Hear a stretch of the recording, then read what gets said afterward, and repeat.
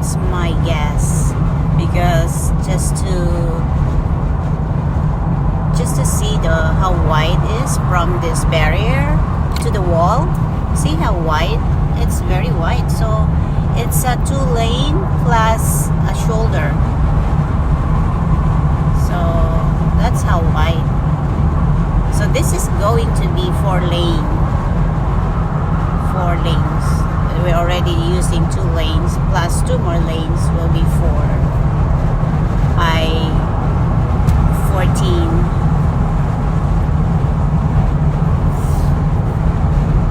Interstate 14. See? It's a lot of work in here already done. I don't know for how long they're gonna be